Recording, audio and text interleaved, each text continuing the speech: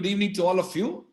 My name is Raj Kumar. I'm the founding Vice Chancellor of OP Jindal Global University. I would like to extend a warm welcome to all of you to this Indian Higher Education Leaders Colloquium. The theme of today's colloquium is the future of universities during and after COVID-19. I have a very distinguished panel of educationists, institution builders, researchers, and people who have spent good part of their life building institutions and developing them. Before I introduce them, let me begin by introducing the very theme of this evening's colloquium. COVID-19 has cost us human lives, shattered economies, and also battered the education systems across the world. Universities witnessed uncharted territories as they transitioned to e-classrooms overnight, while dealing a myriad of other challenges, the largest of those being in relation to very accessibility of education and availability of resources, besides issues relating to curriculum, examination, and assessment. However, at the same time, COVID-19 has pushed us to reimagine how to deliver engaging and holistic classroom experiences to students, and is driving a revolution of sorts in the world of education. Health and safety, academic continuity, curriculum, pedagogy, examinations, assessment, all these dimensions have come into challenge. We need to ensure that the social distancing that we end up practicing doesn't lead to education and economic distancing. With nearly 400 universities in India located in rural areas, we need to go one step beyond online classrooms to build strong institutional capacity to maximize our outreach. And while we prepare for this educational transition and possible transformation during COVID-19, we also need to start planning for the future. Will our universities embrace the potential of online education in a more systematic way? Or as we explore our return to campuses, do we have to reimagine a new way of campus life with infrastructural needs of social distancing? This colloquium is an important platform to address these fundamental questions pertinent to the future of universities during and after COVID-19. Let me begin by introducing our distinguished panelists this evening.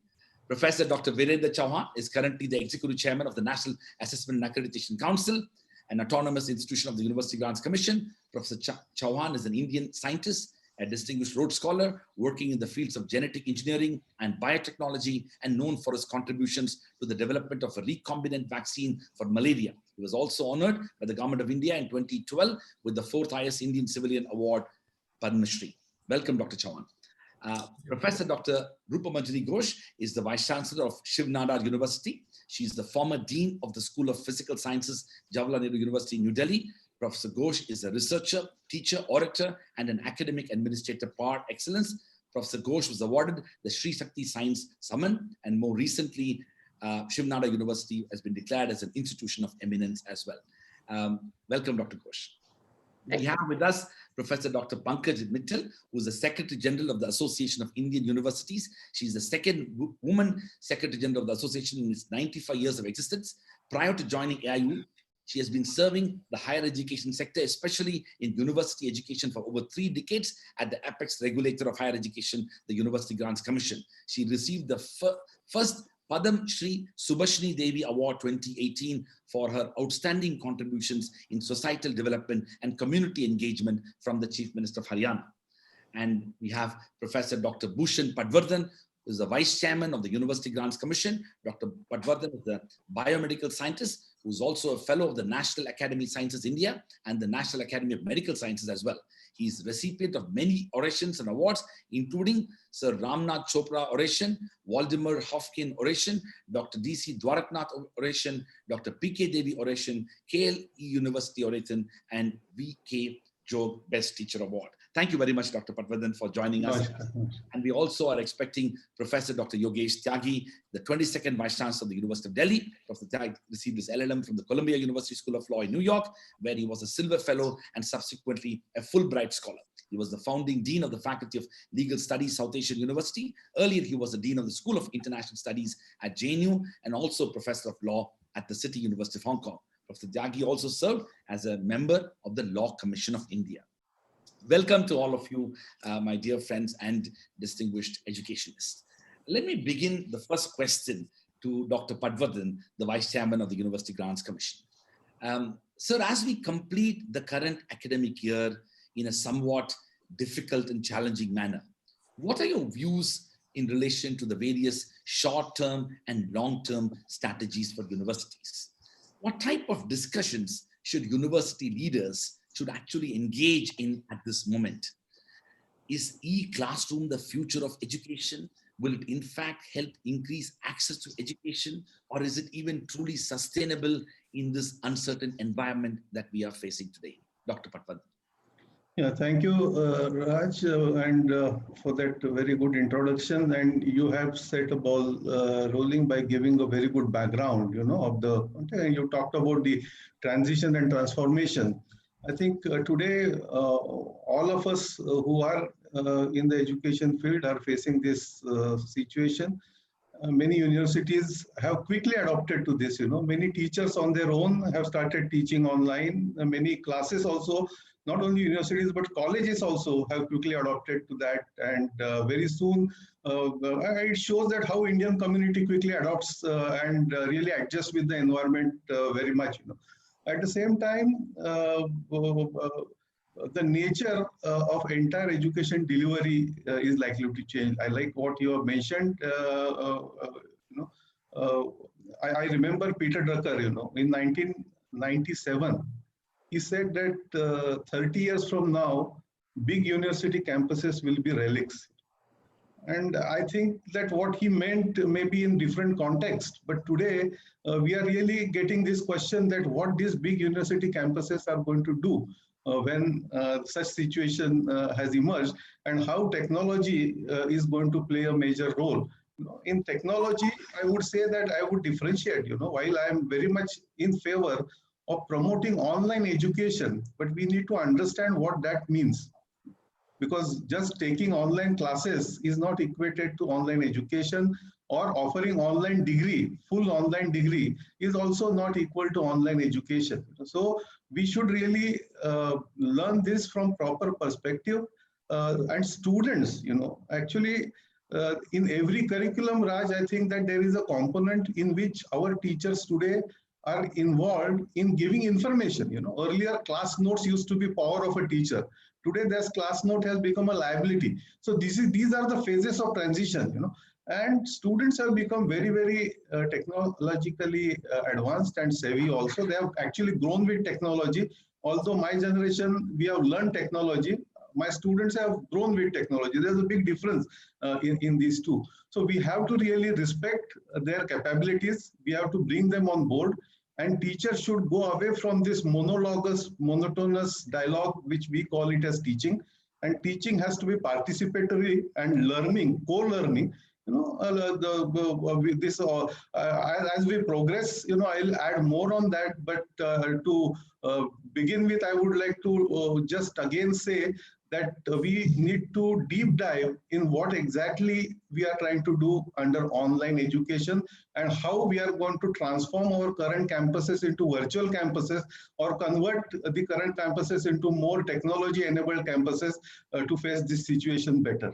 Thank you. Excellent, excellent, sir. Thank you very much for that really comprehensive tour de force in addressing the big challenge that we're facing. Let me move to, Dr. Ghosh. Dr. Ghosh, you heard Dr. Patwardhan. So my question to you is that, how does one overcome the pedagogical differences between physical and e-classrooms, especially for experiential learning, and in particular for courses that require different formats of laboratories, clinics, workshops, field visits? What is going to be the future of internships? Will these activities temporarily disappear, or will universities will be able to broadly adopt more innovative approaches? For example, utilize online program management models or identify technologies to replicate the experience. What is the new imagination of universities during and post-COVID? Excellent question, Raj. First of all, let me really thank you for bringing us all together. The offline or conventional face-to-face education, because of the reasons you just mentioned, in my view, it will never become obsolete. But it's becoming clear that the hybrid or blended model is here to stay. So, it is like taking the best of both worlds. Online learning, in your previous question to Bhushan, what you hinted at is actually true. So online learning, if it is done correctly, it offers flexibility, cost savings and the accessibility that you talked about. So standard quality content accessible pan-India. And so you can also do knowledge management. It does not have to be all live sessions. So technology facilitates asynchronous learning as well, where the same digital content can be accessed by students at different times at different locations. So for universities, such online platforms make massive scaling up of operations possible, right? And so if delivered right, that will certainly help the universities also in scaling up their operations. But I think, I go back to quote, for us, particularly in my thinking at Shivnada University, we have really not changed much. Whatever we plan to do in the next 2 years, we have sort of accelerated that and doing it this month. Is that kind of a thing. So let me go back to, a statement that I have made many times, shared with you, that I do believe even today, technology will never replace great teachers. But technology in the hands of a great teacher can be transformational. So other than the labs and the studios and the field projects and the research that's often hands-on in medicals, the hands-on training, there is no substitute for that. In computer science, though, there are many that you can do. The kind of online, can probably substitute for the physical labs. But what you would still miss out is on an enriching campus experience, socializing and learning with peers, which has been central to the university education. You make mistakes and you learn from your peers and not necessarily from just your teachers. So then I would not say that we have the answer to all this big question, but I think we are all attempting to find the solution, which is the right mix of things. Online brings you efficiency, personalized delivery, if you can do it, because learning is, one size does not fit all. So you have to have the digital delivery to that extent that it can be personalized. You actually combine that with very specific face-to-face deliveries where a hands-on experience, hands-on learning cannot be substituted. And I think that's the model we are looking at. I must also say COVID-19 is not just one occurrence.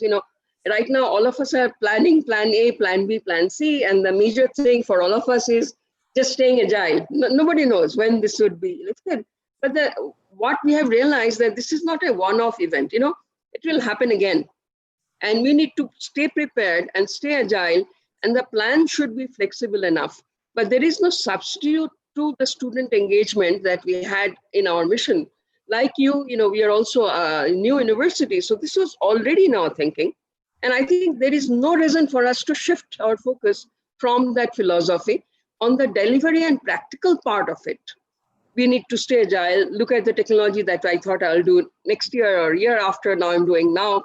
So I think we need to realize this, and this thinking I'm getting even from colleagues from abroad. So in short, I really think technology can enable a lot, but alone without the context, it actually cannot take us anywhere. Teachers will need some time and students would need some time to get adjusted to it. And surprising thing in these months is that because we always have been student-centric, our students are very eager to come back to the campus. They're missing the physical campus. And we never thought that would happen to the millennials, but I can come back to it. There are other reasons for this, but this is telling us something. I really do not think brick and mortar universities would fade away. Thank you so much. I think it's a new form. Thank you very much. I think one of the things that clearly is emerging is the sort of blended learning model that we're talking about.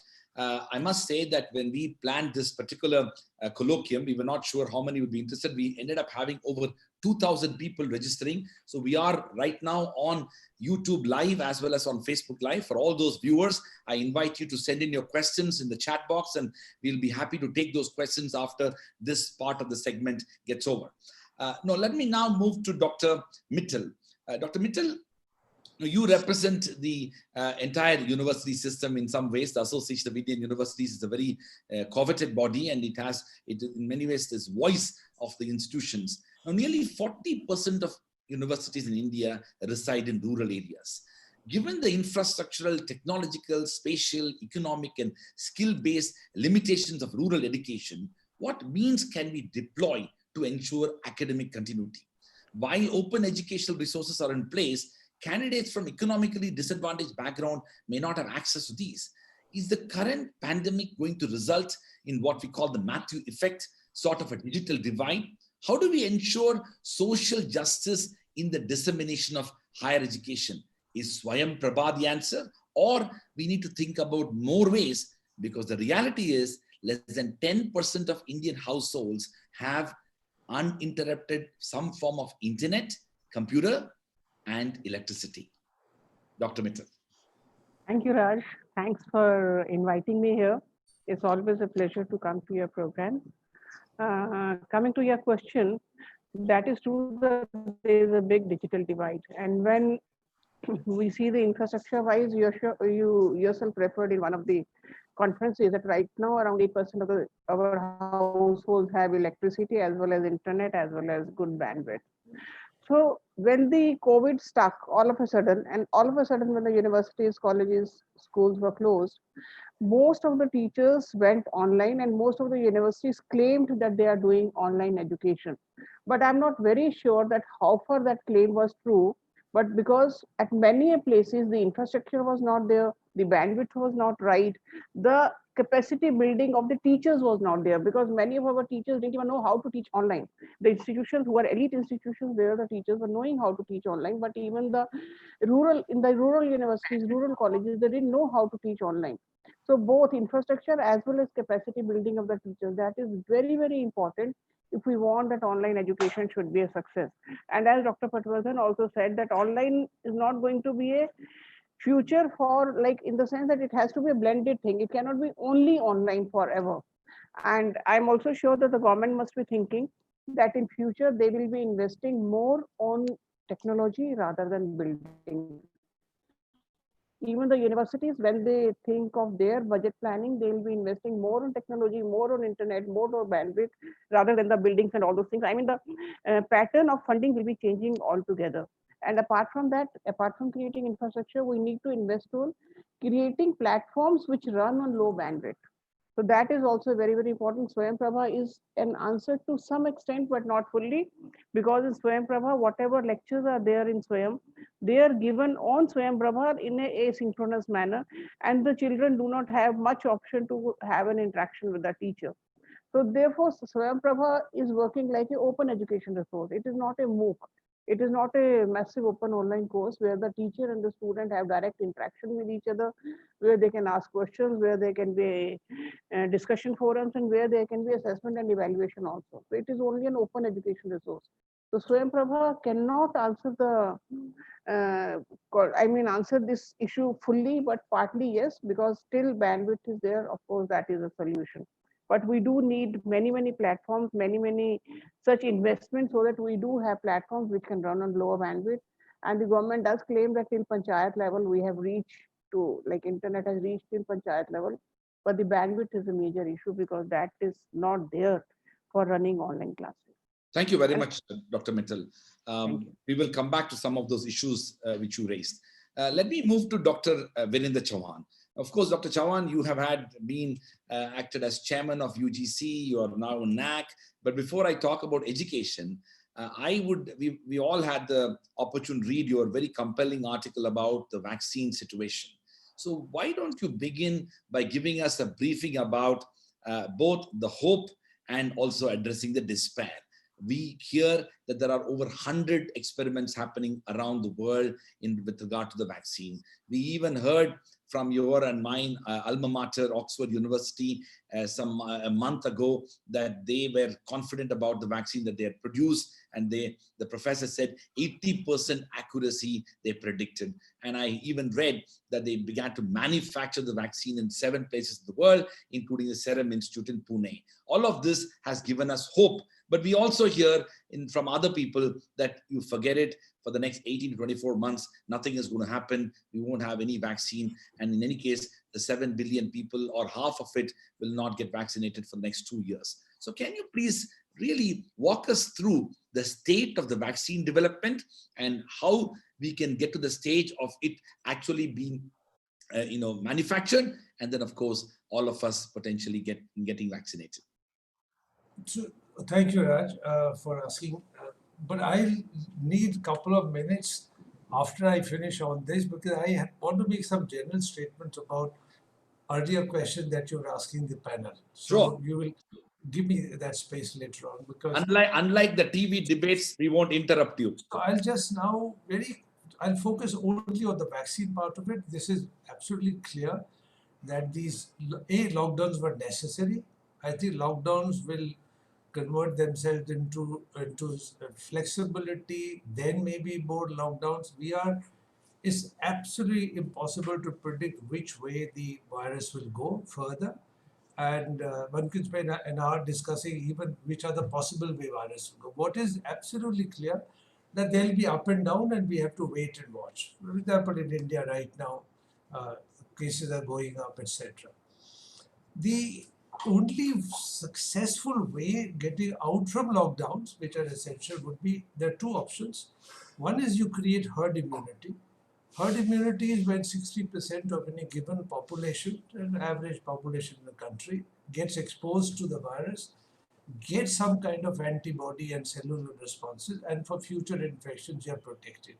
But to achieve that, you will get 60% of people exposed to virus. Now, that's clearly not an option, because this virus is a killer virus, and that would mean millions of deaths. It's not a sellable idea at all. So therefore, developing a vaccine or functional vaccine or highly successful vaccine becomes absolutely imperative. So it is not surprising that the genome of the virus was sequenced and made public in very early January. Within 2 months' time, the first vaccine was actually in humans. Now, this is an amazing pace. Never before. We said never before for a lot of stuff.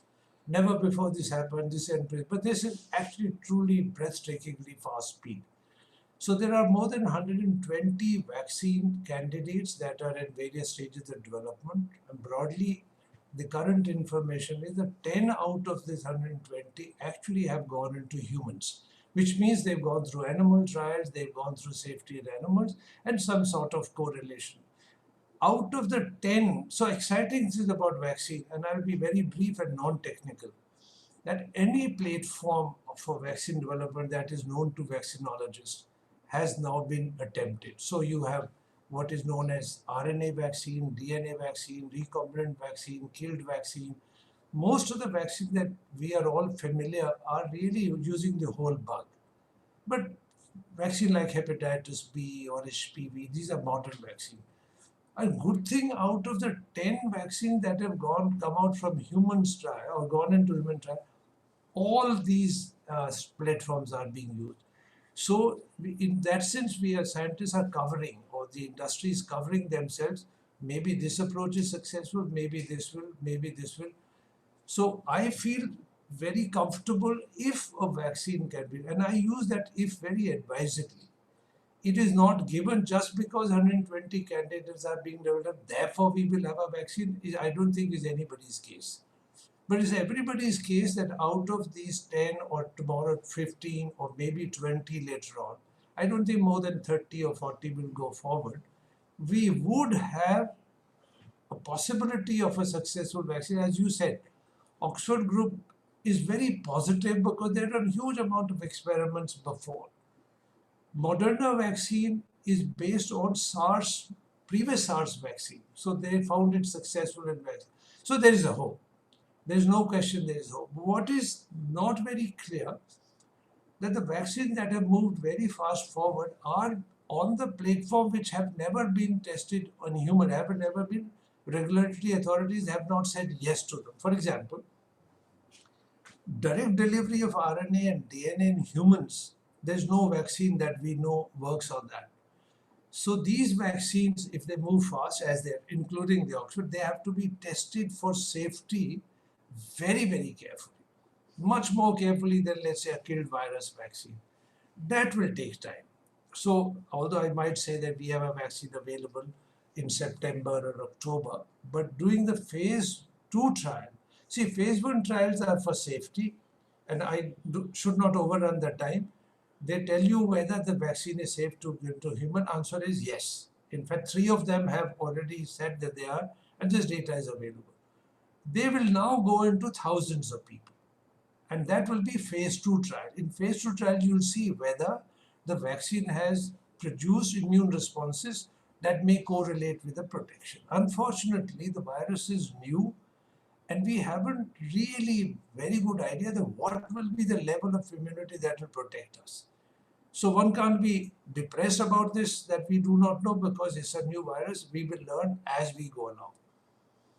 If any of these vaccines go further from phase 2 trial, then there will be phase 3 trial where you take multiple thousand people.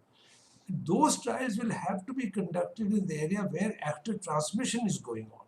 So if, for example, if there's no transmission in South Korea or Singapore or life sciences, then you cannot test vaccines in those locations. Vaccine will need to be tested in phase 3 where active transmission is going on. Now, those are not easy experiments to do. Good thing is that everybody knows that these are the hurdles that will come in our way, and therefore already addressing.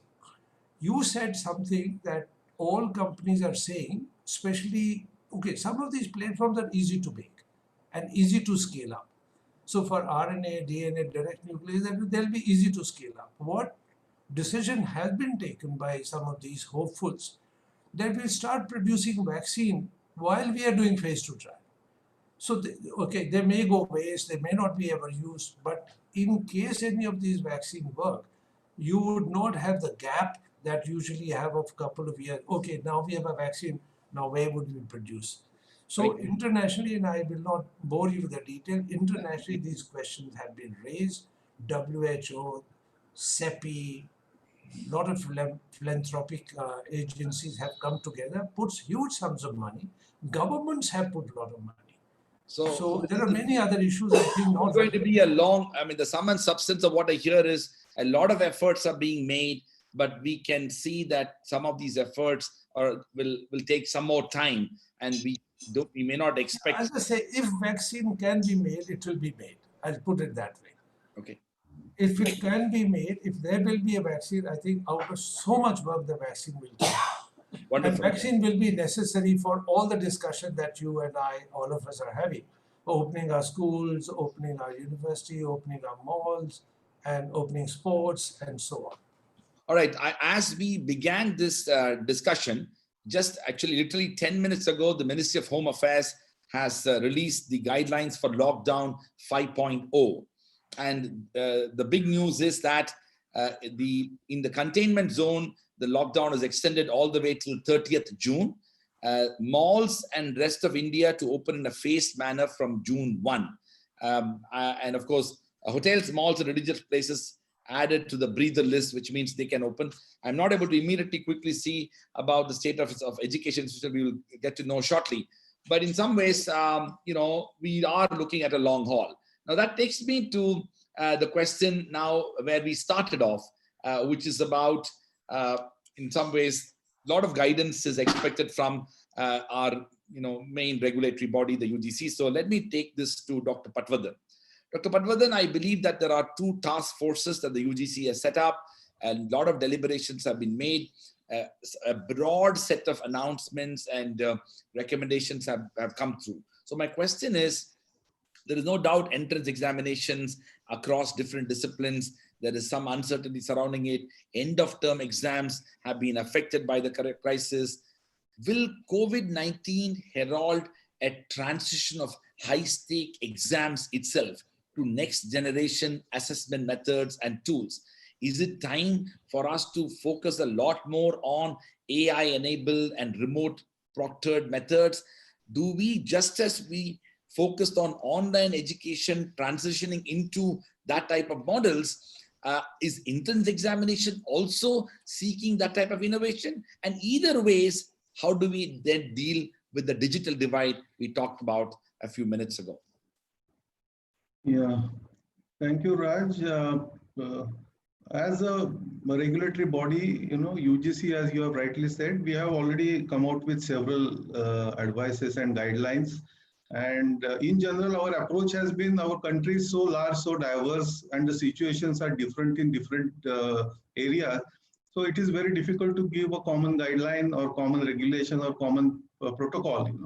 So what we have, while we have given a broad guideline, we have given a lot of flexibility to the universities. We have put universities as a center point, and we have said that universities can determine the various modes and various actions regarding this based on the local situations. So as rightly said, the evaluation patterns will have to be drastically different now.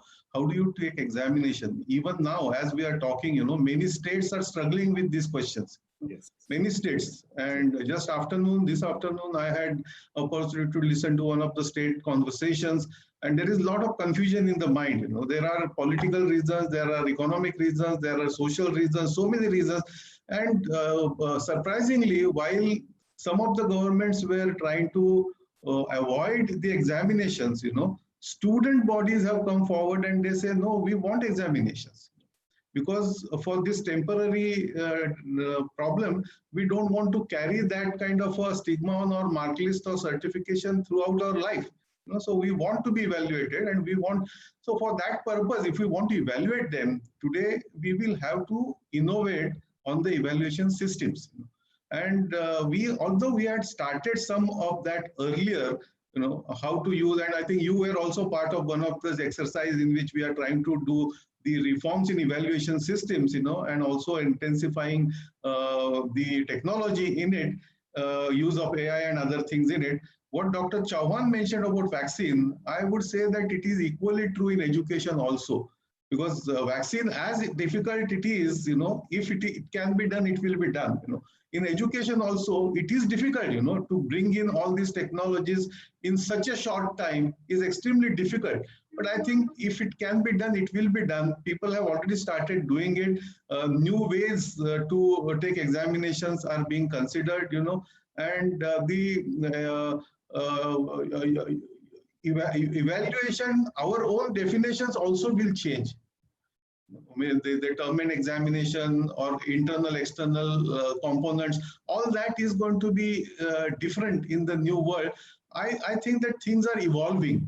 Things are evolving. There are some good cases. There are good case studies. There are some good examples which will have to be studied and take them further on board. So we will have to do that jointly. UGC is not something which is on Bahadur Shah Zafar mark. That building is not UGC. UGC is all of us, Those who are participating are also part of UGC. So all of us will have to participate together to come out with these kinds of solutions or resolutions or transformations during this path. But I must tell you that in the short time, what we have done so far, we meaning the whole community has done so far in India, is amazing. Because for instance, webinar, if you look at webinar term itself 3 months ago, very few people may not be even knowing this term exists, although we were knowing about webinar invitations, and but we also were not that proactive and very enthusiastic in doing that. But the rapid way in which people have adopted it, I find that it's a great hope. And I'm sure we will be able to get into the resolve very soon with the participation from all stakeholders. Thank you very much, Dr. Patwardhan. That was a very optimistic and very hopeful note. I entirely agree with you. As a 10-year-old university, till literally 60 days ago, we never had done any webinar.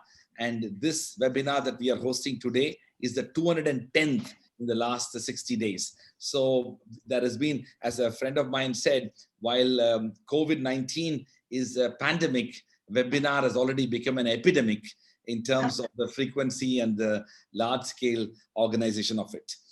Let me move to Dr. Ghosh. Dr. Ghosh, you heard Dr. Patwardhan, we are all in this together.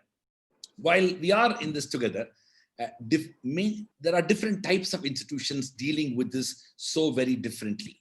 Now, my question to you is, how do you expect COVID-19 to impact the various financial models of universities?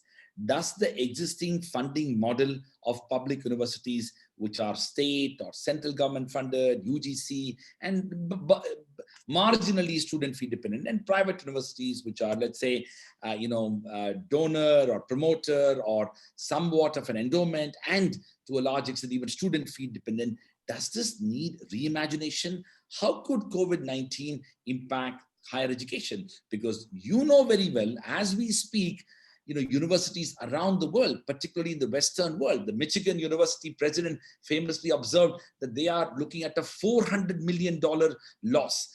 Australian universities are gearing up. British universities are going to struggle with regard to their international students. So there has been a tectonic shift in the world of higher education, particularly impacting the finance of universities. How do private universities like yours and ours, how do we need to deal with this situation? Yeah, it's an excellent question, Raj. But to begin with, let me share, it's my view, and hopefully you would agree with that. The problem US, UK, other universities are facing, that's not our problem in India. I agree with you. Right. So for example, you're talking to a friend in Harvard, their MBA program, 40% international students, all of Harvard is probably 70 to 80% international students. So the entire financial model depends on that. Our case at Shivnana University is of course different. You also started with philanthropic mission. So that's a little different, but none of us really in India totally depend on exorbitant student fees to run operations. I look at it as an opportunity for Indian academic institutions to deliver, because the outbound students, because of various reasons, are not going out anymore. So if there is an opportunity inside India, inside the country, this is the time that they should stay back. So we are not suffering, Indian institutions are not going to suffer from loss of student numbers, provided, of course, we provide that quality assurance is there in our system, because that's really has been the real issue. And if you are quality, because of many measures that we can take right now, be assured of that quality, then there will not be an exodus next year. When situations normalize, the students that were outbound should still not go, because they would find that they have found a better alternative, more affordable education, quality education in the country. So I think our problem is not exactly that. Our problem, more or less, and I'm sorry to sound, it's not so dramatic for India. Indian problems sort of stay the same old way. I still do not know what is the funding model for research. We are not talking about that right now. But research has come to a standstill for many reasons, barring COVID research, which is all over the world, is the same way. And we are trying to sort of manage. We still do not know the funding model. I'm still fortunate because I have a funder, but economy is getting affected. So you need to think about that. So student fees would be good enough to run your day-to-day expenditure, but India can never aspire to be the power that we all thought, pre-January or post now.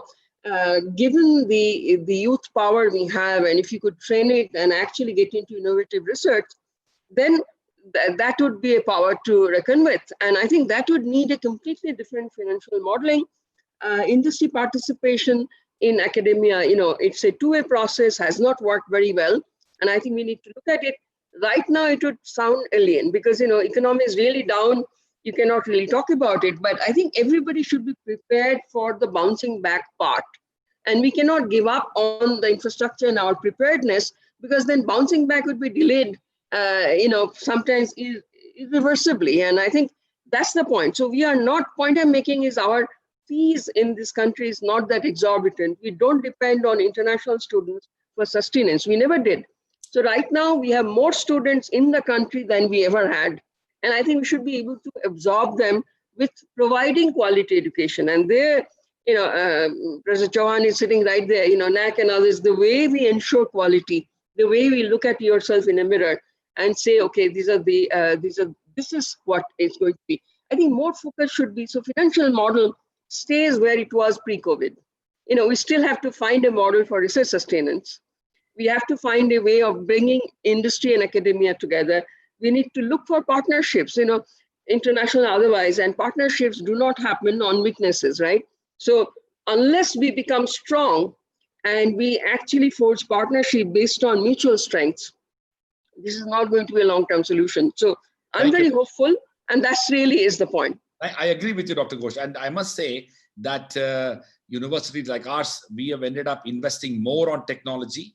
Our expenditure, if we had gone online, Some people think that it is actually less expensive. Actually, it is more if you want to offer quality education. So there is that element as well, which is that we had to dip into our own financial resources and reserves to actually offer high quality online education. And that's a big challenge for institutions which are actually fee dependent as well.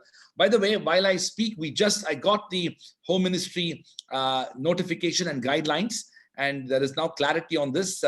So the following activities will be allowed with effect from 8th June. 1, religious places and places of worship for public. 2, hotels, restaurants, and other hospitality services.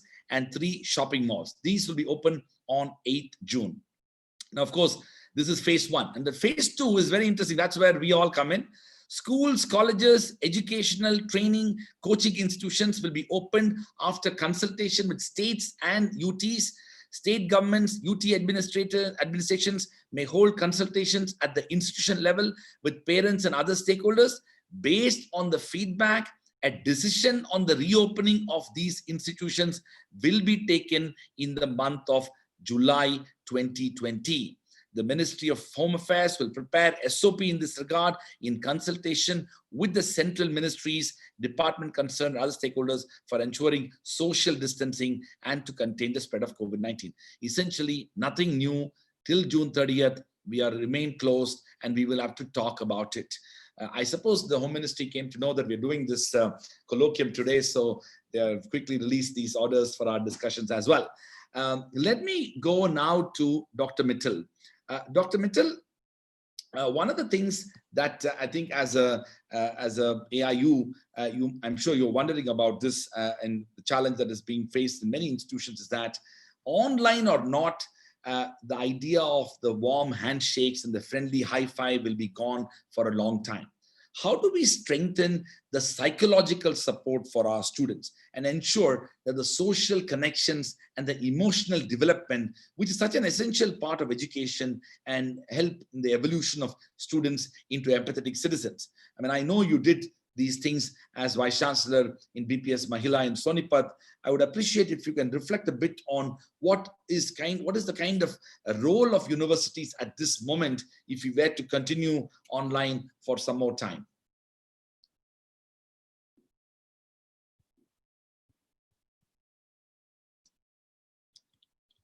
Dr. Mittal, I'm not able to hear you. I think you might, is it mute? Your voice is muted or?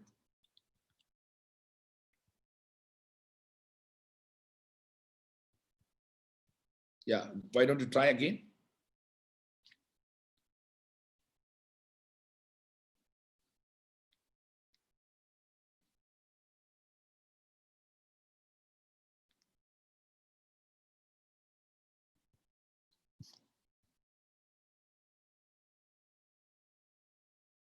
Dr. Mittal, I'll probably come back to you in a minute. We'll have Dr. Chauhan respond to that, and then we'll come back in a minute. Dr. Chauhan, can you unmute yourself and speak? Yeah, I think I can. You can hear me? Yes, we can hear you. I said, Raj, you haven't asked this question, but I think I'm going to be a little bit more provocative. I think we are skirting around the opportunity and the problem.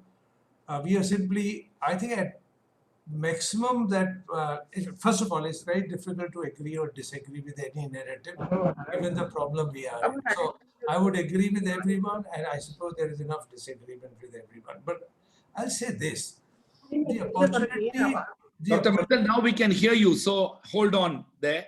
We'll come back. The opportunity that has been fast-forwarded by the virus infection.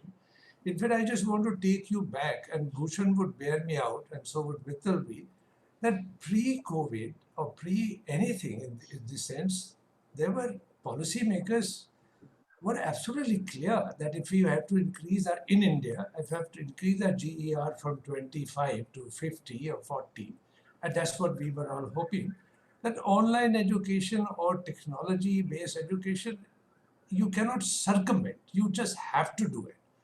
I think this discussion was going on for more than a couple of years, and as you all know, that ODL mode, we even worked when I was at UGC, we worked at the regulation and evaluation businesses, how we look at university which do even stand alone ODL. Let me be provocative. Don't you all think this is a time where one might think there could be standalone, totally independent of the current university which are virtual universities? In fact, sooner than later, you have to address this question. If the big technology giants got into education, they haven't paid attention to as much as they should. If Google get into it, if Microsoft gets into it, you just may have a homogenized, very good quality teaching on online education on at scale. My personal view, which is different bullet point, that online education would require so much more discipline from the tutor as well as from the tutee. I think we haven't realized when you obtain online education at scale against a heterogeneous mass, the receiver will also have to become hugely responsive and dependable if they're really seeking education. Lastly, I'll say that big university will have to answer this question, and then maybe it's not so relevant for India, but I think soon it will be. If online education does offer an opportunity to get to where you never got to, if you can scale it up in any model, I think we keep saying that no, we'll have a mixed model because we are scared that what will happen to our brick and mortar university. But if they were to scale, we are looking at a number instead of a class of 400 at Harvard. Harvard could have a class of 10,000 online. Will that be? I love it, and I think you hit it on the nail. I'm going to take that question, Dr. Patwardhan, but before I do that, let's get Dr. Mittal to respond to that question about mental health and emotional preparedness for the students. Please, Dr. Mittal. Thank you, Raj. Are you able to hear me now? Yes, we can. Yes, thank you. See, when the universities had closed all of a sudden, and many of the universities resorted to online education, now the children were missing the campus life. Of course, the teachers were teaching them online, but the campus life, they were missing the meeting with the friends, meeting with the peers, even the teachers. So, and even these social activities or cultural activities or the sports activities. So one thing which we did at AIU was we started a contest because AIU is very active in youth affairs and sports also. So we started a contest called Kuch Artistic Corona. Kuch Artistic Corona, in which we requested all the university to send videos. The students were sending videos for up to from 30 seconds to 90 seconds, and then we are evaluating those videos, and it was such a good response from them that we got around 2,500 videos from 576 universities. So that was the response we got because the children were fed up sitting in front of the computer and studying all the time. Similarly, we do get a lot of reports that the students are facing some mental health issues because they're not able to meet anything. They are almost locked up in their houses, so they are facing many mental health issues.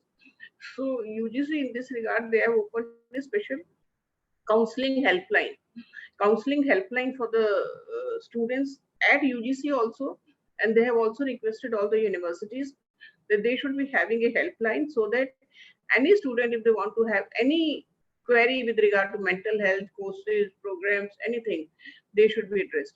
So I feel counseling at these times is very important, and I do also see many universities holding webinars for psychological counseling of the students. So that is also being done because all these issues are important apart from teaching and research. Thank you so much, Dr. Mittal. As I mentioned to all the viewers, we are live on YouTube and Facebook. We are slowly coming to the first end of the first segment, and then we'll take questions. I want to now go to Dr. Patwardhan. Dr. Patwardhan, one of the remarkable things that in recent times I saw the UGC doing was very quickly adapting to a regulatory reform kind. I remember there was an announcement made that online degree programs and online programs could be offered by a select set of institutions. So in some ways, I want to briefly reflect on it, but also to talk in terms of to what extent UGC is thinking about other forms of regulatory reforms that can further enable what you said earlier, which is to institutions taking responsibility and agency available within universities to do what is necessary. Thanks, Raj. There are several regulatory reforms that are happening. For instance, just yesterday we had a commission meeting, and in the commission meeting we did discuss, Professor Chauhan, what you mentioned. We did discuss the virtual university idea there, and we already had appointed a committee, and we have received a report of that committee. We have something called ODL, Open and Distance Learning Mode. We also have online regulation, and now, as you know, that starting from the correspondence courses, we have reached to now this online. So there has been stepwise transition, but in the process, we have not really refined our regulate.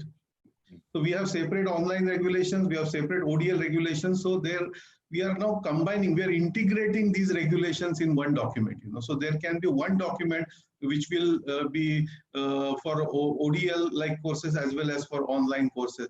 I personally feel, Raj, and this is my personal view, is 100% online, whatever we may say, will have extreme limitations, because there are several subjects which cannot be, or very, very difficult as of now with even current technology, to go online.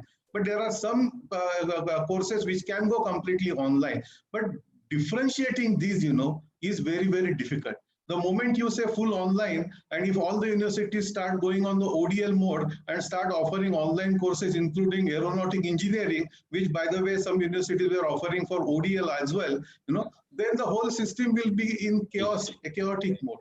So we will have to really go and use this very, very carefully. I personally believe that future is blended learning. The component in each program I'm saying, and component in each course will have these three components. Each program will have online component. The information giving component can go completely online.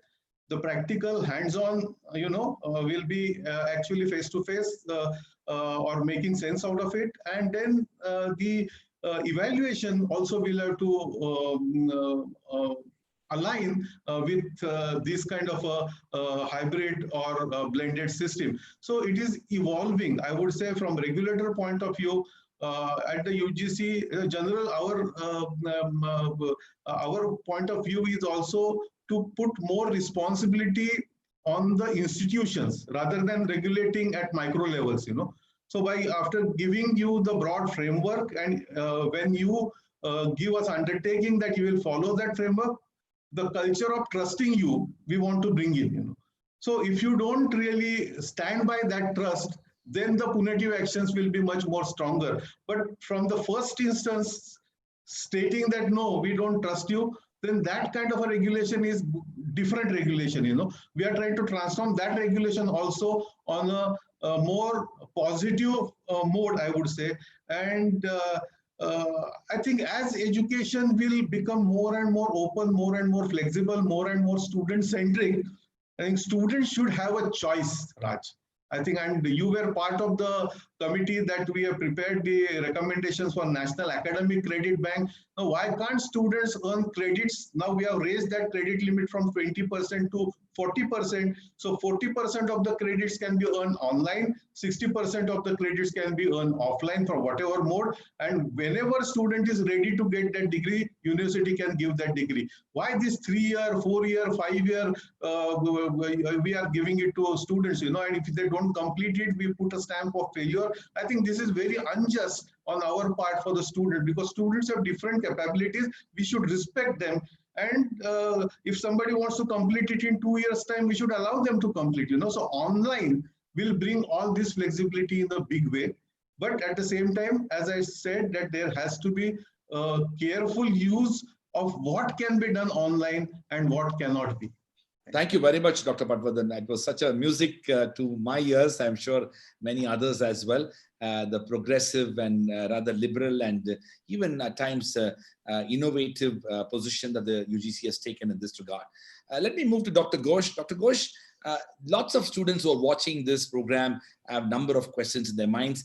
And for all the viewers, please send in your questions. We will come back to questions in 10 minutes or so. We are obviously on Facebook and on YouTube Live. Dr. Ghosh, the question to you is, what are the implications of COVID-19 on the careers of students? As multiple industries go into a recruitment freeze, what can universities do to ensure their students have a secure future? While universities dealing with disciplines such as healthcare may see a visible surge in demand for talent, what support can be provided to other universities to sustain themselves in order to nurture talent and meet employment demands in the post-corona world? Excellent question, as always, Raj. It's a difficult one. And the point I want to make, maybe a little lighthearted, we keep joking with each other saying it's a good crisis. Never miss a good crisis. Right. It's a good crisis for me because there are many learnings from this crisis. And I think that's a positive way of looking at it. And I'm not making fun of the uncertainty. But I think if you look at previous economic slowdown, I'm not talking about COVID, but I'm talking about economic slowdown periods, 2008, 2011, many people had gone back to the university to upskill themselves. Because, this is the time when the economy is down, the market is changing, certain cash-rich companies are hiring more, some others where you have invested in are not hiring anymore or deferring their placement. So I think this is the right time to upskill, figure out what is going to sell. The danger of that is, of course, then a short-term market dictating the long-term vision of the university. And, you and I have debated this many times. I don't think that's the way universities function. And I think we have to have a pragmatic approach to this. The online mode offers that. I mean, for example, we are preparing our first production of a 3-month certificate course totally online on data sciences for businesses, actually. So data sciences and analytics for businesses. And we felt, because it was done after a survey, what is perceived to be lacking. So say engineering graduates or science graduates or economics graduates, if they wish to have this training, that would equip them for immediate placement. So it's not just, and these kind of things are not going to go out of fashion. So I think it's our responsibility as academicians to also survey that and figure it out. Your specializations and everything should be tuned to the market, not the core textbook so much. And then specialization should also look 5 years ahead of time to see what kind of specializations are going to come. So I think this is the ideal time to stay back and follow that lifelong learning mission in a concentrated way, because this is the time that you should do. But in certain areas there is certainly a boom, right? I mean, it's a lot of hiring happening in certain sectors. Probably you also know, and I think that's where we should not lose out that opportunity. So this is the time to be flexible, to upskill in areas where there is an immediate demand, and areas where you see beyond the immediate demand also, data is not going to go away. Your understanding of complex problems of huge number of data sets where human brains cannot analyze, but there is a pattern that emerges if you go through big data. And that kind of skilling, if you earn it, that's going to stay with you forever. So I think it has to be a mix and match. It's not the time to get really, really nervous. It's the time to take stock of what is the strong point you have and allow the universities to equip them for these handy tools in this period. It's also the time to have complementary, I always preach multidisciplinary approach to problem solving, because problems on ground require you to, to have tools from different disciplines. This is really the ideal time to get back to that. And if you find that you have some lacuna and the market is demanding something, get equipped with that. So I think this is really an opportunity and time to be a little patient. All of us need to also support them, because sometimes, you cannot charge exorbitant fees for these kind of stuff. And I think education is to understand that this is the time when we invest our energy and our efforts into our future, because this is our future we are talking about. We're also asking our alumni, not just present students, those who have been in certain sectors that got very, very badly affected because of this, to come back and re-equip themselves. So the lifelong learning that we keep preaching about, this coronavirus crisis is showing us the importance of that. You sort of, get back into and update your skills and knowledge, and in a way appropriate that only universities can allow you to do. Thank you very much, Dr. Bush. I think it is only fair to say that every university, as Dr. Bhushan was saying, every university is trying to do its best to address this aspiration of our students. Our own university announced just a few weeks ago 100 scholarships for graduating students. We call it the Graduate Research Immersion Program Scholarships, essentially to identify 100 graduates and recruit them as research scholars for a period of time, essentially to give them an opportunity and provide a pathway for them. And I'm sure others are also doing it. All right, let me move to Dr. Chauhan. Dr. Chauhan, I would like you to wear your hat of this NAC chairman in this question. So as the comforting conceit that this pandemic is time-bound begins to fade away, and as you mentioned, the vaccine is, while all the work is happening, it's not going to happen in the next few weeks or months, either virtual or social distance classes, or as Dr. Patwardhan said, blended model will be the future. What forms of quality assurance and accreditation should be utilized for universities to ensure high quality teaching and learning? Do we envisage a new format of NAC accreditation for universities that take into account the notion of virtual learning? In some ways, is virtual learning the new normal? Before I attend to this question, can I just raise a question? Please. Not a question, it's just us. You know, I would imagine if you all of you talking about blended mode, but you'd also say the big chunk of education can be, if I can use the word, hived off on the online mode in the settled university. Actually, settled university business got disrupted right in 2007, 2008, by the way, admissions and so on. So my question which we haven't addressed is whether the cost of education, because accessing education in a country like India is very important. I recently reviewed some deemed to be university and found the university started in 2008, still have only 2,000 students. It's a brick mortar, fine structure. So if the online education that we are discussing would expand the numbers, I think if not today, sometime we should worry about what would be the cost. What has stopped people from going to these universities, private universities, and not flock them? Not more than why not 20,000 students there? But I leave that question exactly where I'm raising it. But the question that you're asking about the NAC, yes, I mean, but only 3-4 years back, we realized in UGC that ODL education was being imparted by, I don't see much difference in ODL and online, by the way, just a matter of little left or right. ODL regulations simply weren't there. It took us about a year to draft them. And moment you regularity, and these are very loose drafted, by the way, loose in the sense they're not very strict filters. We found a lot of people didn't want to do ODL after that because you were putting little pressure on maintaining the quality. Needless to say, if online education becomes, as we are talking, is a major way, which I think it should, by the way. That's the only way a lot of people who've never accessed education might end up accessing decent education.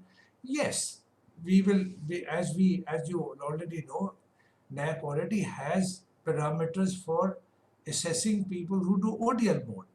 So for us to change it into making into online education will not be very difficult. That said, NAC assessment being mandatory in this country for 3 years, we still have done only about 20% of our institutions. So I think that's another food for thought, that very large number of university colleges yet have to be assessed or accredited. But that's a totally different question. Thank you. Last line, to answer your question, yes, NAC would very quickly find ways and means to have a middle level generalized standard whether you're fit enough to do the education or not. I dare say online education would allow it to raise standards inherently, because then you can have access to good quality lectures and so on at scale, I suspect. Thank you. Thank you very much, Dr. Chauhan. Let me quickly move to Dr. Mittal.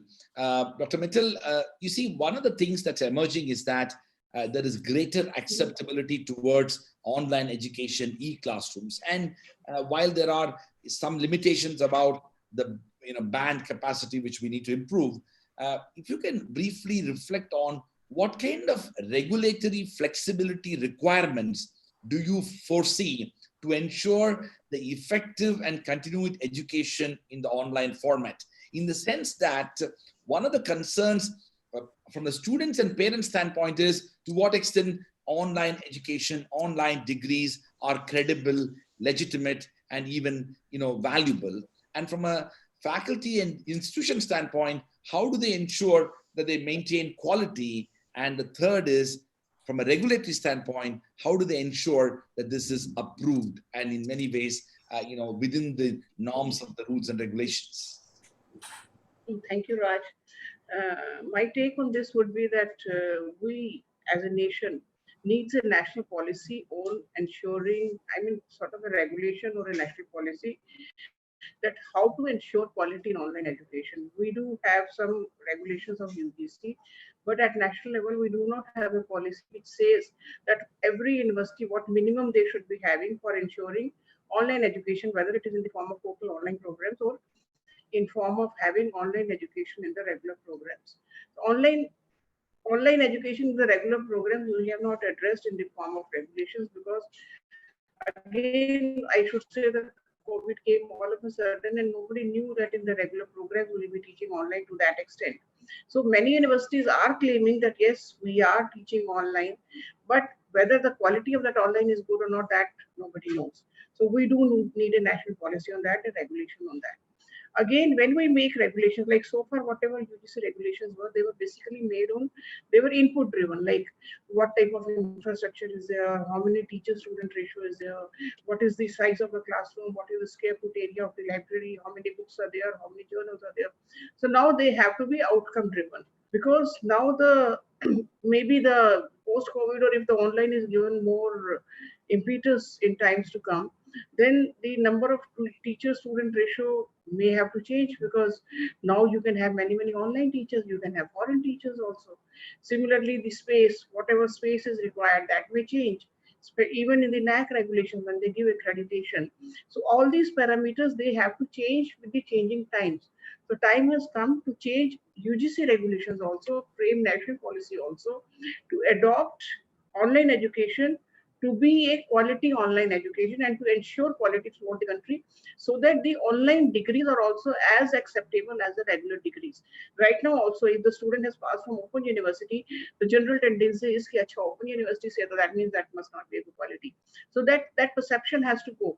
So online has to have that perception that if it is online, if not bad, but at least as good as regular, or maybe better than the regular. Thank you very much, Dr. Mittal. Ladies and gentlemen, we have over 150 questions that have come about, and I don't intend to ask all of them to you, but we will quickly have to go there. But I'm going to request Dr. Patwardhan to answer a very difficult question. And that question is indeed difficult, because I'm going to request you to do some futuristic thinking. Now, at what point of time do you think should we as a country be able to take the decision as to whether we go, let's say, the University of other US-based university resuming physical classes, or the University of Cambridge way, which went entirely online? Now, what kind of infrastructural upgrades do we envision for university campuses to ensure readiness and safety while resuming physical classrooms in the ongoing and post-corona world? One big thing that the US universities are doing is that they are creating a system where every student, faculty, staff who is going to enter a university in this fall will get tested and for corona, and in 15 minutes they will know the results, and every 2 weeks they will get tested. That is the type of reimagination of safety measures that are being happening in the university campuses in the US. I know it's a tough question, but I'm going to request you to take it. I know you have been asking me all tough questions, Raj, but that's fine. See, as I was telling yesterday, we had a commission meeting, and in the commission meeting, we have discussed a draft guidelines regarding safety on campuses. We have also discussed about what precautions should be taken after these campuses are reopened. And very soon, in next 1 or 2 weeks, we'll be releasing them. We have already discussed the draft, and whatever you have mentioned, most of those points have been taken care of. That not only individual safety, as a campus safety, community safety, all these things have been taken into consideration. Just wait for some time. We'll be coming out with a good safety manual for the reopening or guidance on reopening of the campuses. Wonderful. Thank you so much, Dr. Patwardhan. All right. I want to now quickly go to the question answer session. Let me ask, there's a question from Ashish Gupta. And this is probably a question which anybody could answer, but maybe I'm going to ask, Dr. Mittal. Ashish is asking, how can we make universities more inclusive, especially for students with disabilities, including hearing impairment, when those concerns might take a backseat amidst the crisis that we are facing today?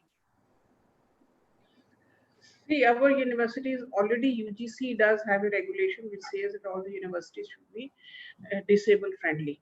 And they have to have infrastructure. Rather, there were special schemes in the UGC called HAPSI-TAPSI, in which there was a provision for giving special grants to the universities for making the universities disabled friendly.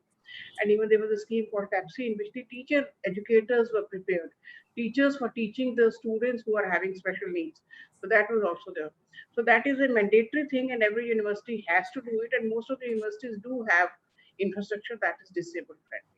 Thank you very much. Dr. Chauhan, there is a question specifically for you from Vandana Gyanchandani. This question is, if vaccines are not available in time, how can other treatments be scaled up, such as plasma-related COVID-19 treatment with the help of humans who have built an internal immunity against COVID-19? So these are the two parallel streams. It's not one at the expense of the other. While discovering a totally new drug, a chemical single molecule, will take 10, 15 years. We know that all the drugs that have been developed in the past 30, 40, 50 years against viruses or against parasites actually have been repurposed already. In fact, since you asked these questions, so this started even before vaccines were candidates for coming. So there are several controlled randomized trials that are going on with various things. So you heard about Remdesivir already, but then chloroquine and many others, traditional and single molecule like drugs are being tested, including the plasma therapy. Plasma therapy is nothing but taking antibodies out of antibodies out of somebody who's been exposed and putting into somebody who needs to fight the virus inside.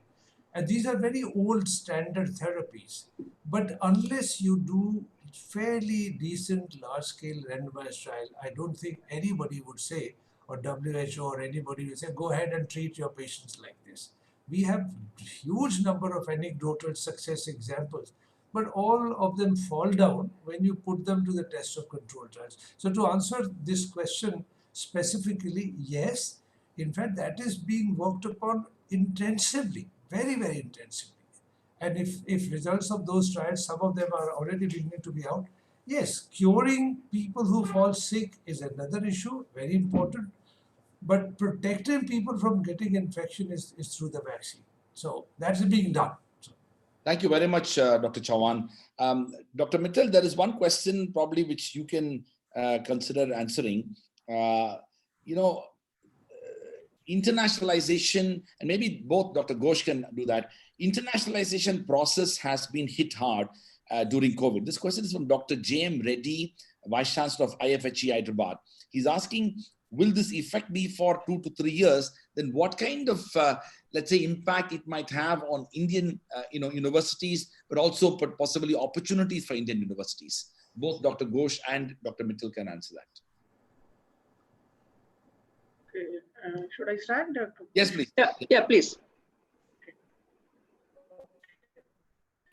See, when we see the trend right now, many of the students, they're the ones who took admission also, they are withdrawing. Like it was said that many people who have even got the scholarships, they are also not willing to go. And if you see the international trend, especially with regard to COVID also, you will see that right now, Asia and India seem to be a safer places as compared to Europe and US. So maybe in future, if the university students are not going to have the campus experience because they are not physically going to go to the campuses, maybe the India emerges as a safer and a better place for international students, and we can leverage this opportunity by promoting internationalization, by having better quality online courses within India, and by providing more opportunities to the international students to come to. Yeah, I'll add to that, Raj. It's absolutely true what she just said, what Pankaj just said. But the point is that, I don't like to use the phrase social distancing. It's spatial distancing, right? I'm socially connected, but physically distant. So spatial distancing can be maintained. And as long as this phase goes, international travel is banned. So no question of campus experiences. But internationalization and collaboration is little more than just campus experiences. Campus experiences had been an experience in a different country, has been a major motivator earlier, but now it would become more technical, more professional. What we can do online, that capability has increased. So a lot of work right now actually is going on across countries. Even now, particularly for COVID research, I'm saying in my own place. And so those will get accentuated. We all are learning the technique, how to utilize this. This is really new. I also don't know how to teach a class when I don't see the eyes of the students, right? I mean, you can't see their eyes, but I'm learning how to actually communicate, because it takes a little more patience. It takes a little more time to collaborate like this when you can't see each other very clearly physically. But I think these new modes should come, and when international travel normalizes, which I'm sure it will, then it should be kind of back to the but new normal. Thank you so much, Dr. Ghosh and Dr. Mittal. Dr. Patwardhan, your continuing questions of hard questions are coming through. I have Moshimi, Srinivas, Krishna, Reddy, Vandana across the country. Two sets of questions. One is from what you said. They're asking questions about online education, online degrees. And the point which you said is very valid, which is that it's not possible for everything to go online for every discipline. So categorization of humanities, social sciences, management, where online, where there is no compulsory clinical experience, is it possible? And a related question they're asking is, top 100 is fine. What about the rest? That's one set of questions. Other question is on assessment. To what extent this whole change in the way of education, Maulika and many others are asking about evaluation, assessment pattern. Will there be innovative ways of assessing even what one has learned because of this situation? Very, very good questions, very good questions.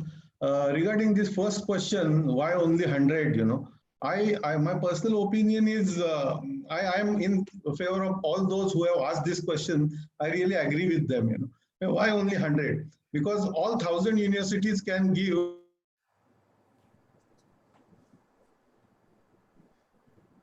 education across the country, in all the universities, in all the colleges, So this is what actually we meant blended education, and this is what we mean that credits earned by online mode, are actually getting contributed to your own degree. And I believe that any subject, will have some kind of a proportion of online education, be it medicine also, which is most difficult. Even in medicine, there can be 10-20% completely online education that can also happen in medicine. So I would say that all the universities, 100 universities, full online courses may be in very, very small number of subjects such as management, and wherever it is possible, it will be very small. But to transform the whole education sector, we'll have to empower the whole education sector to come on online mode, and to choose what is to be given online and how it is to be given online. All these questions will have to be addressed there. I think it is not very difficult to come out with a good model for this purpose. And I think some steps already have been taken in this direction. I would like to add one more point here. That while we are empowering universities, as Dr. Pankaj said correctly, she said that we need a uniform national level policy for this purpose, which is absolutely essential, because our measurement evaluation methodology also will have to change in tune with these changes. Otherwise, if you start using your 18th century mindset for the 21st century technology, this disconnect is not going to work anyway. So we'll have to be very open, very progressive, and adopt technology with great care, knowing that there will continue to be a human element, teacher role continued. The proportions may change here and there. Next part of this question is about evaluation. The same system, means the same methodology, we should also bring in evaluation only. I mean, while there can be some component of pen and pencil kind of a evaluation, when there will be written kind of examination, but continuing evaluation, 360-degree evaluation, what we talk about, also needs to be immersed.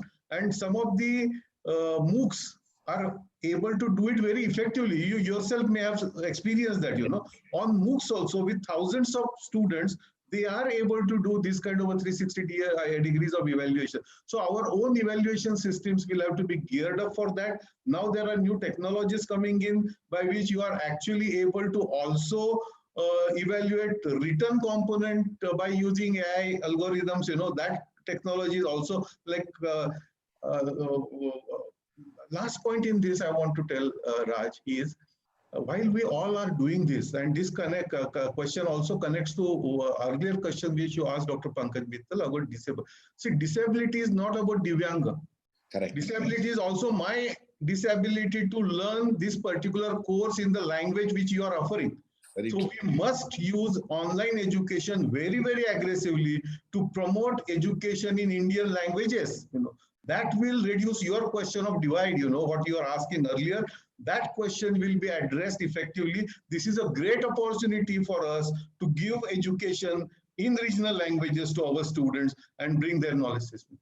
Thank you very much, Dr. Patwardhan. That was a fantastic set of responses. Now, my problem is I have 175 questions and I have probably, I can detain you for another 15 minutes max. There's a question, Dr. Chauhan, there's a question about, you mentioned about virtual university a bit. What permanent changes, given that digitization of university will sustain post-COVID? For example, whenever there's a crisis, we do respond. But then there is also a tendency for crises to make those responses short-lived. So the questioner here, Vandana, is asking that universities promoting digital innovation, will they do post-COVID the same type of thinking that they do now? Very difficult question to address which way this will go. But let me, I hope I'm addressing this question. I will just take all of us a little bit before COVID started or before this happened. I just want to focus on India. The online education by definition is if it is different from ODL was, that you have no boundaries. So a state university were to give online education, then it was not restricted to the state. It's not directly answering your question, but I think I need to explain this. Online education, because everybody is still not focusing on, no, you do 80% online or 30% online, but the 20% will be on campus. This would be a nightmare if we are talking about making it accessible to people, to let's say population who never accessed it. Because that 30% of interaction, then you have to move them, then they'll have to physically come to your campuses, wherever your campuses might be. Then the penetration of true online education, I think we need to reconsider what we mean by it. And let's not worry too much about that you must come to the campus. I am an old school follower. I still think education is, you have to be physically and so on. But if you are moving with the technology and the technology will improve, then I think let's call it that people, the large number of people who have not accessed education can access this completely online. You examine them online and you treat them as Mittal said, Dr. Mittal said, that give the online degree respectability that it might deserve. Thank you so much, Dr. Chauhan. That was very helpful. Dr. Ghosh, there are a number of questions from Dharna, Abhilasha, Joshi, Sri Prakash, Jakira, Jindi, and many of them are focusing on how do you think the research ecosystem will change or should change in the near to the foreseeable future? The question that is really being asked here is that most of the time, researchers are used to coming together as teams, working together as teams, drawing each other's experiences and inspiration from each other. How does that happen in this context? Yes, it's a very, very important question. The Problem is, I don't know the full answer, but the way I'm seeing the trend, and which we actually envisage this, will become more efficient. We need to use the efficiency of the medium at hand. I don't think working together will go away, because research flourishes by collaboration, exchange of ideas, exchange of even techniques, exchange of sometimes resources, as I said earlier, of complementary strengths. And I think that's the way forward. But I think some parts that we used to do loosely through physical contact, now you'll become much more efficient. I'm earlier from the government system, your leave was very restricted. When we are doing a collaboration, I was probably the most efficient, because by email, I'll actually plan everything, and we'll talk, we'll plan, we'll do everything. And just that 1 month leave in summer that you get, you utilize it for the hands-on thing that you need to trash out. And, all preliminary stuff we did on our own individually. So I think I'm kind of experienced with that, because we had constraints even earlier, not this, but we had constraints of participation. International collaboration did not quite flourish in universities the way it should have. And we had many, leave rules being one, and I think many other components. So I think we know how to optimize our time and resources available to get there. And I think it's important to keep that in mind. I don't feel very pessimistic about it. I think this problem right now and all the measures we're talking about are kind of putting a band-aid on a cut. This is not the real thing that we'll be thinking about. We are also taking the previous question that you had. I don't think we are going to discard this the moment COVID goes away. There's a lot of learning from this band-aid treatment, and the essential part of that treatment will get into our permanent vocabulary.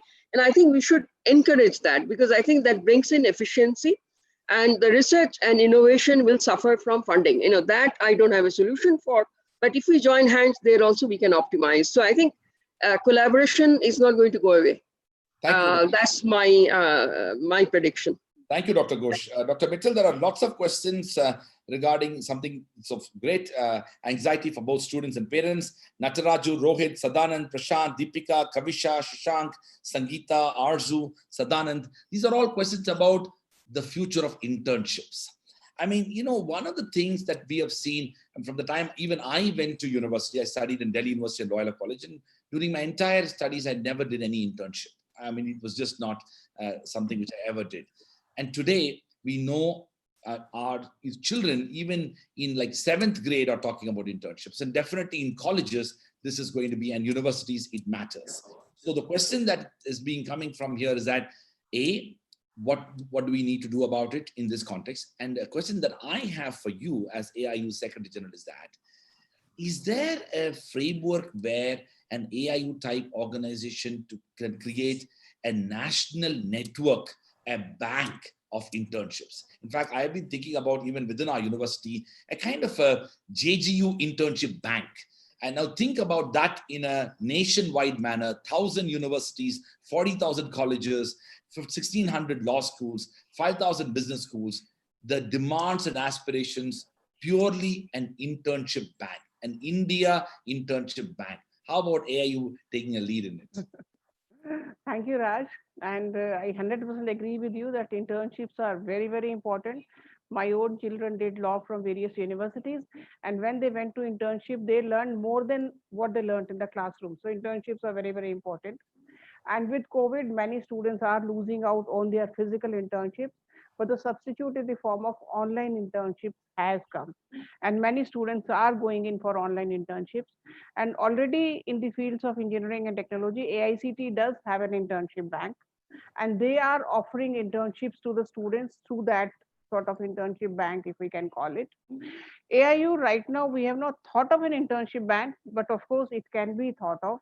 And we can be telling all the universities also, or maybe we can collaborate with organizations like FICCI and CII, who can arrange internships for our students. And whatever internships, and in any case, AIU is making a AIU portal in which we are looking after admissions, we are looking after even jobs. We are wanting that all the jobs in the universities should reflect on the AIU portal, and then any student wanting to get any job or any admission in any university, they can see that where a job is existing or where that particular program is being taught. Similarly, we are also talking of AIU collaboration portal, because many foreign universities, when they want to to collaborate with Indian universities. They know what is NAC rating, they know what is NIRF, but if in a particular subject they want to collaborate, they don't know which particular university of India is good in which subject. For example, if somebody wants to collaborate with quantum physics, they don't know how many of the Indian universities are good in quantum physics. So what at AIU we are trying to do is that we are telling all the universities that whatever you are good at, along with the credentials of that, you fill up in the AIU portal, so that whenever anybody wants to say, if we again use the word quantum physics, if any foreign university or any Indian university wants to collaborate in quantum physics, and when they type quantum physics on the portal, they know what all Indian universities are good at it and what are facilities lying there. So similarly, we can create an internship bank also, so that there is a pooling of internship and the students are able to do the internships in an easier manner. Right now, they have to run here and there to search for the internships if the institutions are not helping them. But then, yes, there can be an internship bank. Thank you very much, Dr. Mittal. We have an amazing set of educationists, principals, vice chancellors, including deputy directors from NAC who are watching this program, and I'm getting questions from them. I'm going to take one, which is to Dr. Patwardhan. Dr. Patwardhan, one question that is coming from this is that you talked about access. So as we think about the future, is it possible to use radio-based platforms for a lot of learning? Because I mentioned early on that less than 10% of Indian households have access to, let's say, a computer, internet, and even electricity. Now, of course, our universities is privileged in a way. We have entirely seamless, completely online education we're offering to our students, but then I know that that's a challenge, right? So should we be thinking about different platforms for learning as we look at the future? Yeah, certainly. Means that's what actually the term blended is not limited only to face-to-face and online. It comprises of all different kinds of delivery modes. Radio is also one of them, and many universities already have campus radios. I know of many, your university also may be having, I don't know, but many universities already are doing that. Television is one of the very, very important media, because the reach is much more, because in that case, we'll have to see, Raj, finally, my final saying that is the pedagogy we'll have to define in such a way that depending on the requirement and purpose of education, we should be able to decide which mode. We should not use mode, whether it is online or F2F, or as a singular, non-compromising 100% mode for that purpose, because future education is not going to be of that, whatever may be the definition. So radio, TV, everything, mobile, why radio and TV? Mobile can be a very great tool for education, all these must be used, and future policies actually should address that, and good question, we'll keep that in mind, when we were going to devise some new technology. Everybody is learning, we are also learning in the process, what is to be done. So these questions also help us to think and plan accordingly. Thank you very much. Dr. Chauhan, there's a question from Dr. Pratibha Singh, Deputy Advisor, NAC. And she has asked 3-4 questions, but I'm going to take one. The quality of the kind of online education will be different in the crisis situation from what it has to be in ideally. How the accountability will be ensured in such situation? A fair question about online. I'm going to let her ask the other questions to you when she meets you. Well, first of all, you have to bring it out.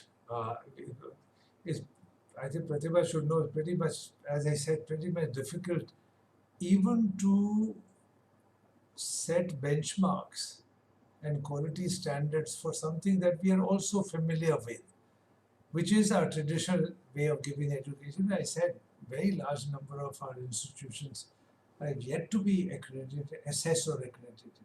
So judging whether you're giving quality education online will be very similar to what we are judging university on the ODL board. I don't think that is a major problem. You will need to figure out what are the learning outcomes of the online and how to ensure that yes, these are truly the outcomes. So I don't think that's a major issue. But Raj, can I make a totally unrelated comment? Please, quickly. Yeah. Go ahead. Unrelated comment to all the young people who are listening to this program.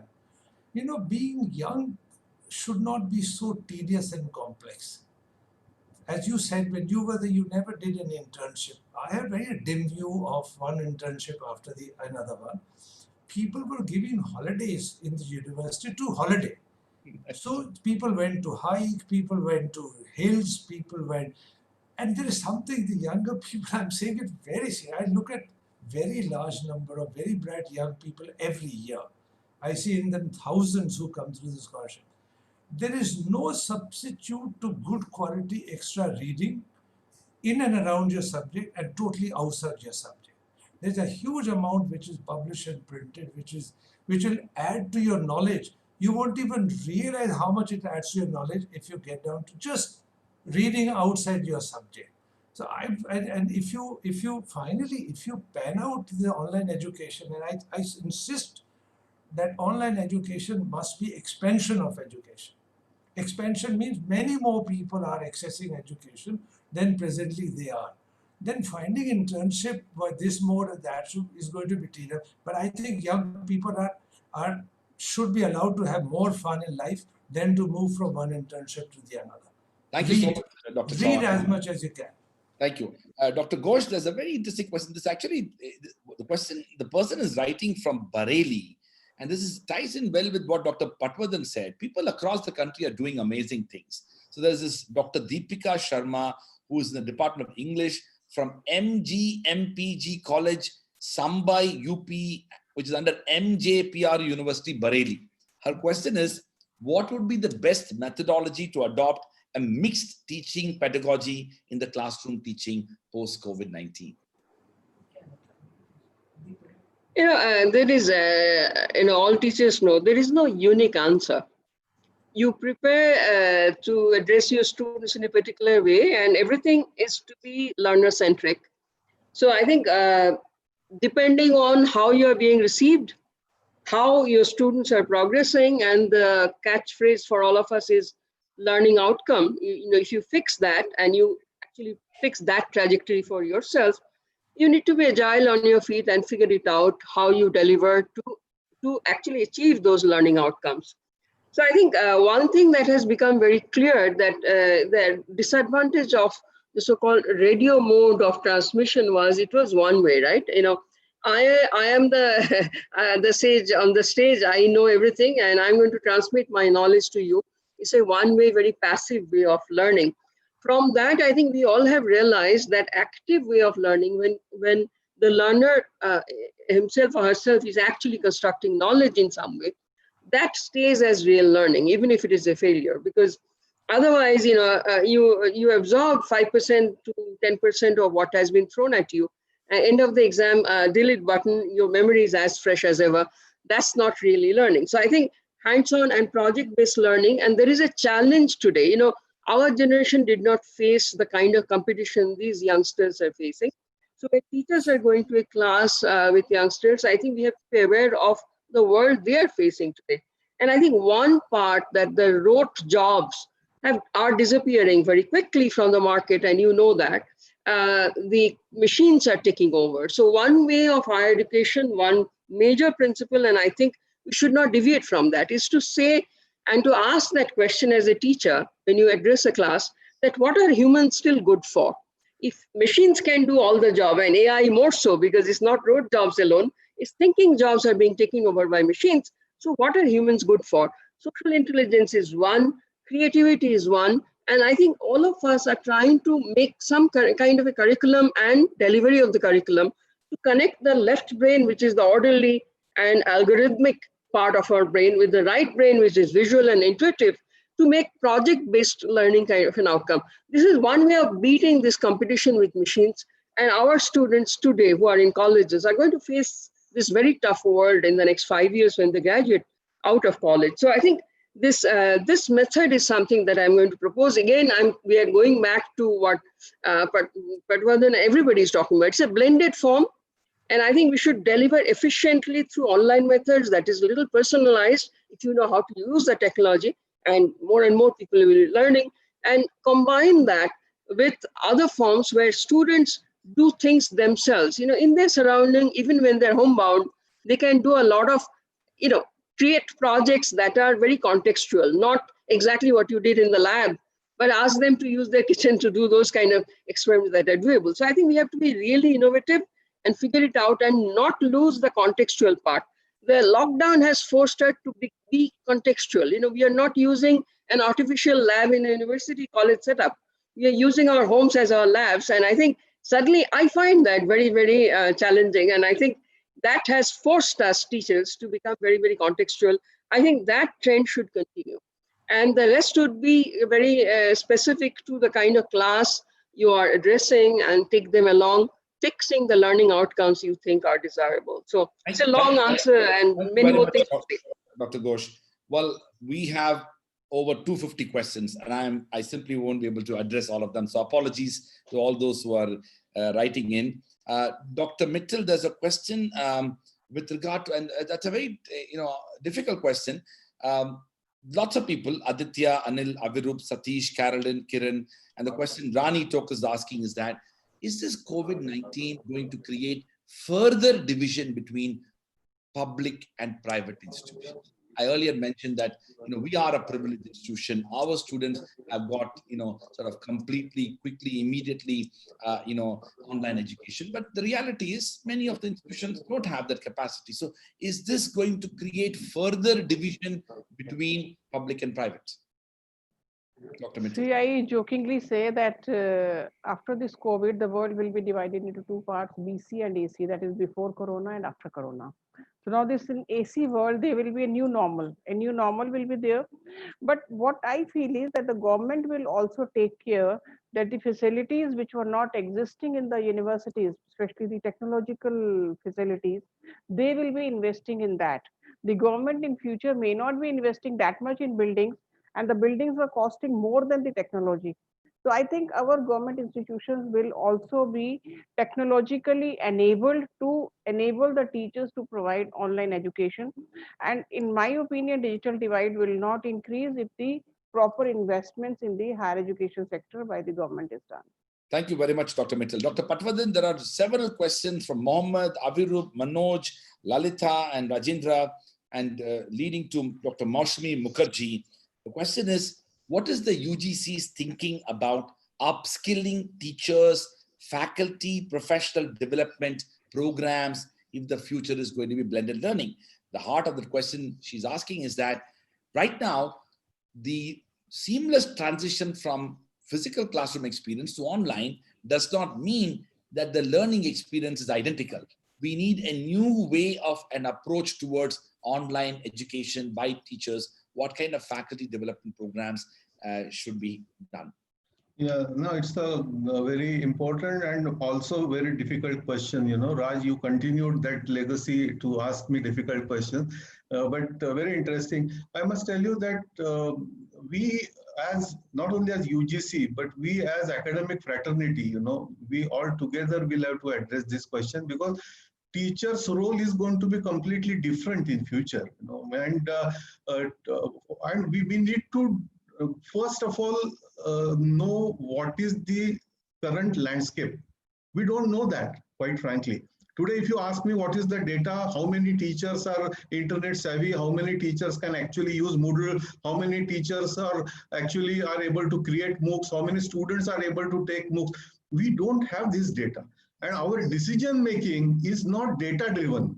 I think we'll have to make this shift in our own governance system, so that, for example, in US, they started online education discussion in 2000. First report they published was in 2005, which was sponsored by Sloan Foundation. And 2017, they published the composite report of changing landscape in online education in US. Now, I don't see one single report of that scale in India. So what we are doing, based on our own interpretation, our own understanding, or our own perceptions, that is not the right way to take decision. What teachers need. Have we really discussed with teachers? Have we really sat with them? Have we handholded them? These things we at UGC we have to change, and I'm telling you that we have to do that. I'm not telling anybody else, because we have today academic staff colleges. Now the nature of academic staff colleges in future is going to be entirely different. We have to take a look at it. We have to reform them altogether, and the faculty development programs, what we are doing today, at least to some extent, some online faculty development programs have started already during last year only. We'll have to really strengthen that. Also, all our mechanisms of faculty development will be changed in future. And for that purpose, we'll have to reimagine. I'm going to use the term which you use in the beginning. And AIU has published a very good book on reimagining Indian universities, in which my first chapter was published. I would request all the readers, please keep on reading those chapters, reimagining what Raj, you started your introduction with that term. I would like to end my talk with that term. We really need to reimagine and get aligned after that imagination is there for the future. Wonderful. Thank you very much, Dr. Patwardhan. We'll just come to the last set of not questions, but a quick response from each one of you. And we'll go around and start with Dr. Mittal. For all the students who are watching this, what would you like to tell them as they experience this crisis along with their studies? For all the high school students who are watching this and their parents, what would you like to tell them? How do you think they should deal with the uncertainty? For all those students who are waiting to take the exam, waiting to take the entrance examination for going to college, what would you like to tell them? This question is for all of you, and I'll go around. Let's start with Dr. Mittal. Okay, I would say that this is a VUCA world. Everything is volatile, uncertain, ambiguous, and complex. But then whenever we encounter such situations, these solutions also come. So since we are encountering the problems right now, there are solutions. So students should not lose heart, and there will be solutions to everything. There will be different modes of examinations. There will be different modes of assessment. There will be different modes of online teaching. But as soon as the problem comes, immediately we are trying to find the solutions, and solutions will be there. So nobody should lose hearts. For every situation, there is a solution. Thank you very much, Dr. Mittal. Dr. Ghosh. Pankaj just said VUCA, volatile, uncertain, complex, and ambiguous. And I say that we respond to that VUCA with our VUCA, which is vision, understanding, clarity, and agility. I want to tell the youngsters that you're not alone. In this, every challenge, I completely agree, every challenge is an opportunity. And in this crisis in particular, is a good crisis, a lot of learnings for everybody, and you're not alone. So I think together we'll find the solution, and staying agile is the way. And I think for everything, there is a flip side, right? There is a positive side, and I talked about it earlier. So my message is stay positive, keep yourself engaged, and because, not being able to do anything is the anxiety. So, and solutions will come together. Thank you very much, Dr. Ghosh. Now I call upon Dr. Chauhan to respond to that question. So all to the young generation, and your anxiety is understandable. But I just tell you, history teaches us that humankind have gone through such infection, such epidemics, World War I, World War II, locational problems, and always have found a solution. This won't remain like this. You can be rest assured. There were previously even worse epidemics. This looks very bad because we are in it right now. So you don't lose heart. Stay focused. Find yourself. But I think you really have to find ways to amuse yourself. You read.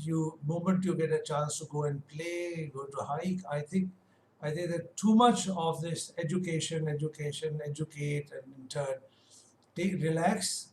This moment will pass. There's absolutely no doubt this moment will pass, and your generation will do better than our generation, I assure you. Thank you very much, Dr. Chauhan. Dr. Patwardhan, you have the last word. Actually, I have already talked about it, Raj, but I want to tell our students that this is a good time for all of us to get prepared. India is going to get wonderful opportunity in years to come because of geopolitical reasons. We are going to have a tremendous opportunity, and new opportunities within India are also emerging. Now, a lot of people have migrated from urban area to rural area. All these are creating new avenues and new opportunities. Look around for those opportunities, learn and innovate, to face them. You will find that you will get new niche for yourself, to position yourself, to get. Don't think that you will get some degree from some university and you will get some job. So everybody need not be going on that path. Everybody will have to really discover our own path, and there will be tremendous opportunity in coming decade for India. And all of you, I'm sure, will do exceedingly well and contribute for our country's development and social development. Thank you and all the best. Thank you very much, Dr. Patwardhan. I really want to take this opportunity to thank all the viewers. There are 200 unanswered questions. I am very sorry. I apologize for not able to take all of them, but I also want to take this opportunity to thank our very distinguished panelists who have so patiently answered the questions, responded to my questions, and I've been very candid about the kind of issues that we're facing. I want to particularly thank Dr. Patwardhan, Dr. Mittal, Dr. Ghosh, and also Dr. Chauhan. Dr. Tyagi, the Vice Chancellor of Delhi University, was keen to join, but he has remained indisposed and hence couldn't join us. I want to thank him as well.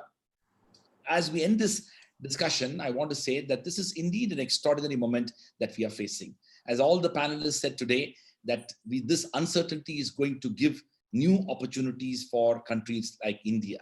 I do believe that with over 850 million people who are less than 35 years of age, India has extraordinary opportunity to be resilient, but also reimagine its own education system. I also sense a new lease of thinking and innovation emerging in our lead regulatory bodies, such as the University Grants Commission, as reflected in the comments by its vice chairman today, but also the chairman of the UGC recently announced a new initiative of having mentor and mentee institutions, which I believe is going to be announced very soon.